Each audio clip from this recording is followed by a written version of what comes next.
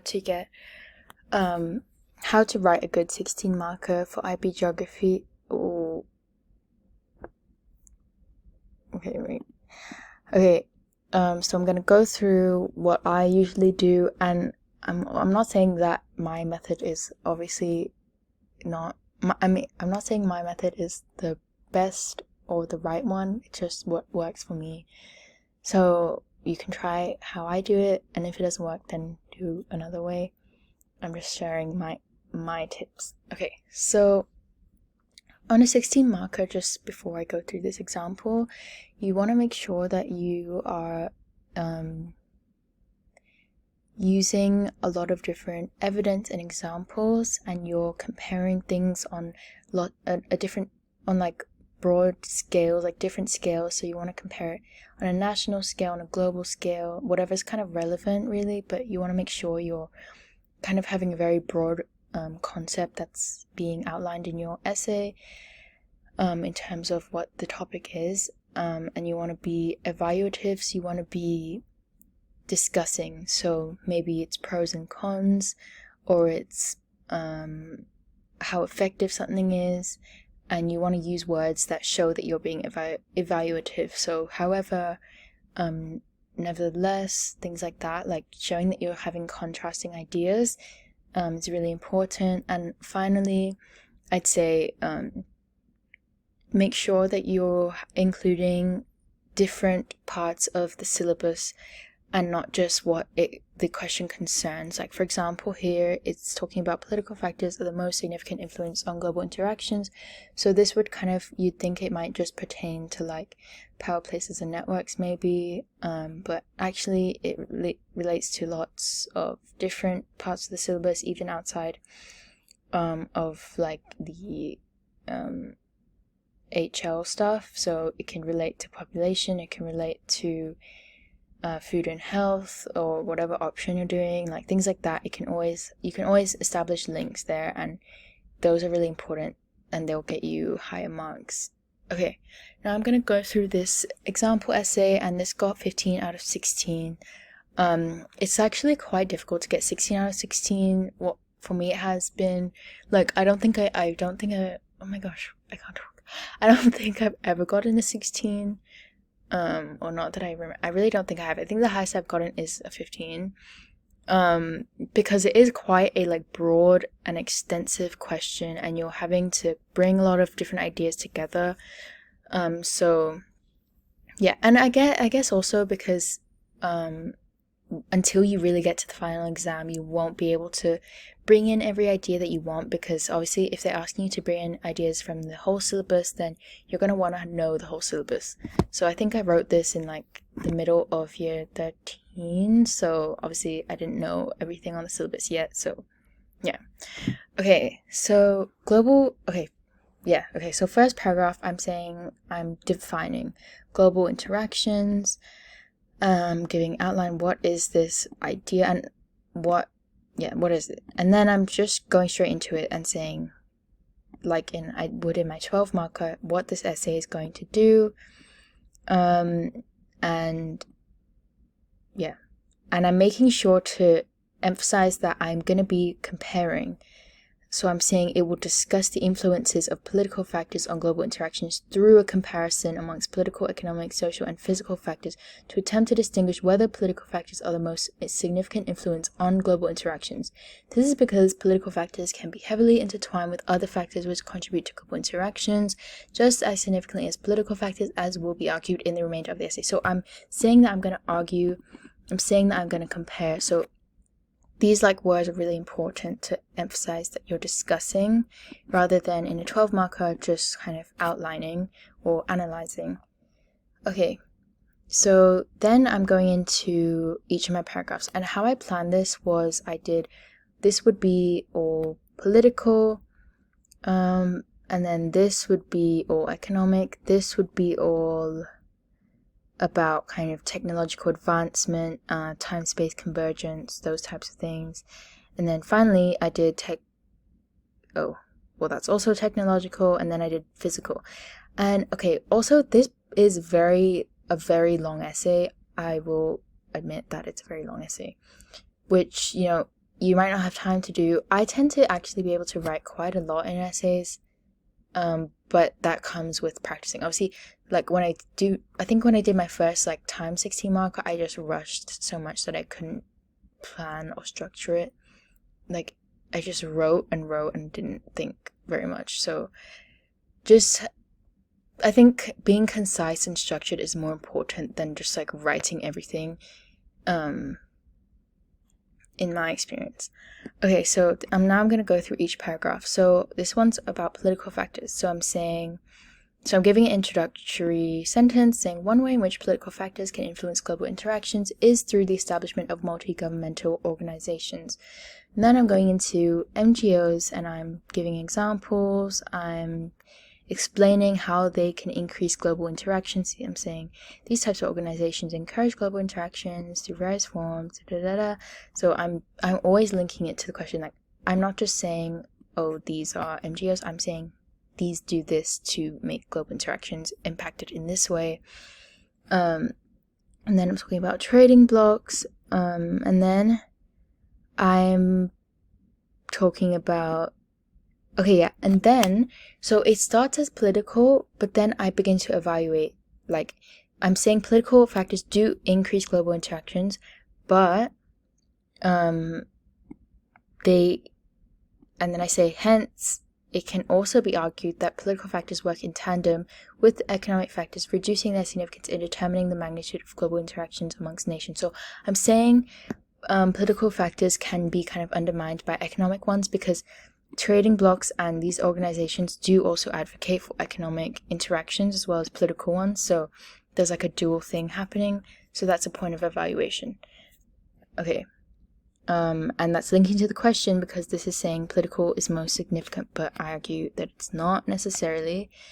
But then again, I'm balancing that point by saying nevertheless political factors may be undermined by the discouraging aspects they can bring. So I'm talking about inequality and how global interactions might cause inequality, and that can create tensions that do not favor global interactions. So yeah.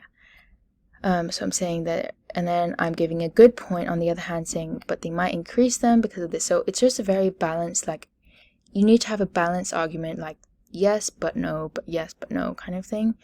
And then I say a conclusion kind of thing. Overall, I say, therefore, it is arguable to what extent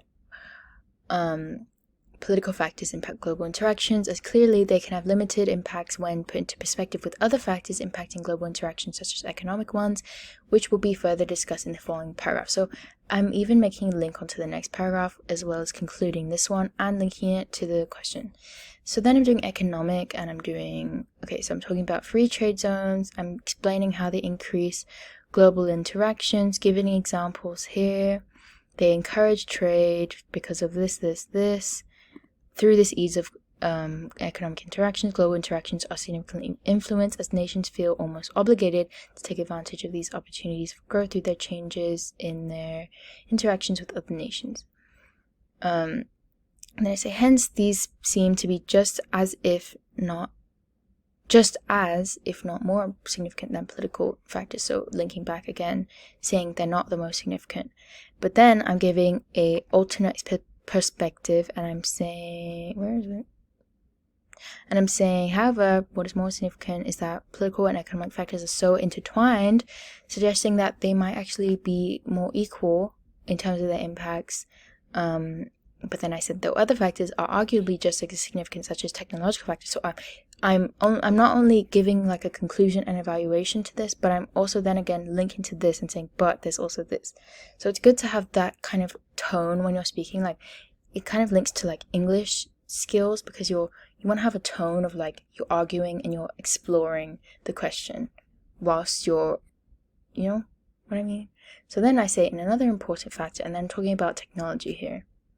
So I'm giving examples, time-space convergent, this has allowed this to happen, that, so reduce friction of distance, examples, and I go through all the examples and explain why they change. So I say they play an immensely significant role in expanding the extent of global interactions economically and politically. So this it's not just the idea that you're having like economic, political, and technological all separate, but actually I'm linking them all together, because here I'm saying that technology has advanced economic and political interactions. So it's not a matter of which is most important, but it's a matter of like them working together. So it's good to have this idea of like you're kind of arriving at new conclusions and linking different ideas together. So yeah, I've given you examples. Yeah. Okay, and then I go to a bit of evaluation. I say, similar to the previous argument, technological factors are heavily interlinked with economic factors as they require large sums of investment and capital, and possibly even political motivations as well. So that means it's not going to be the same everywhere. So this translates to the notion again that different factors share influence of global interactions as they function in a more of an interdisciplinary manner than an individual one. So it's this idea of complex interlinked ideas. And then I'm doing another one about technology, talking about internet, how this has increased. And then I'm linking to social, economic, political. So it's not just one, it's all of this different stuff. Venmo, like, economic stuff. Shrinking world, global interactions increasing. But then I do an evaluation of polarization politically. So that might decrease global interactions, fake news. And I've linked it to the topic of migration and population. So explicitly linking to other parts of the syllabus, like I mentioned before. And I'm saying that creates, tensions between different political, like, thinkers, parties. That creates this idea of a digital divide, things like that. So I'm, again, giving a contrasting idea and argument. And then I'm doing a... Okay, and then I'm doing my conclusion.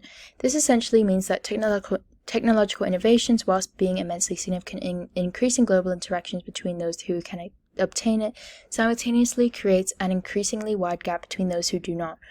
And again, it is illustrated here that different factors interplay on influencing global interactions with the proliferation of data sharing, such as economic and political interests, along with social aspects as well. Okay, then I'm finally doing physical impacts. And honestly, this is really too long of an essay, and I would just cut down to maybe 3 of these paragraphs instead of 4, or cut them down in general. But it's still good to have, if you're able to, it's good to have a lot of different points that are all relevant. So I'm doing physical, I'm giving examples of how physical things can impact the global interactions, and then I'm saying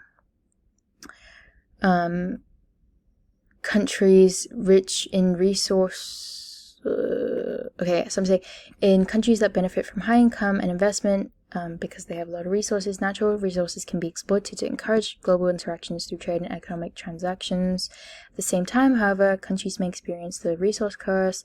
So again, it's like, however, I'm giving different points. I'm saying they may suffer, they may be exploited.